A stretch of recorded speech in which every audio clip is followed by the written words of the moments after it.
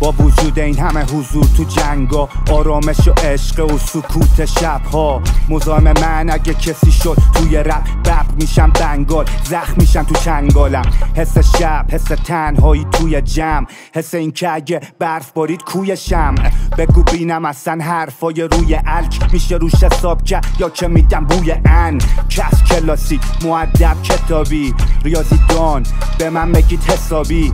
کسب مرد همش واسه نسل بعد، مست عقل دست روی نبض شهر. خدا رو شکر دیگه آخرای سرماست، میدمش برباد با باورای خرابش.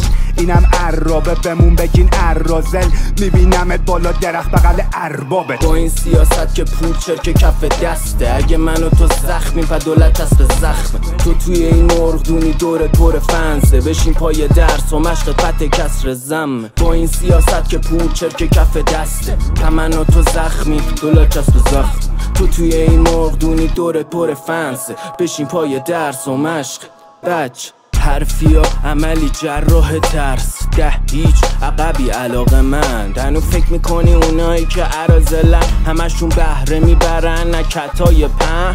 کتا تو تن او تو کشیده، سوال و جواب دروغ نمیگه. میچشی طعم چالش و چش بسته، سریال پخشه نمیباله به یال. شیر پاکتی میگه تا جیره بندی نشده جیر خار نگید. بهم لخت و بی لباس متکی به غریزه، ما به شما میگیم که قضیه چیه یا شما به ماها میگید که قضیه چیه. مردمک شهر تو روش پاپ کن بکش تا تمیز تر شدیده. از این لحظه دیگه قطع کاکی رو تردیدت، دنبال این نیستی بغل دستید بهت ترفی بده. همه چی واسه شعر که چی با چی تشبیه بشه. پسر این ورسم پیشکش نزدیک عید.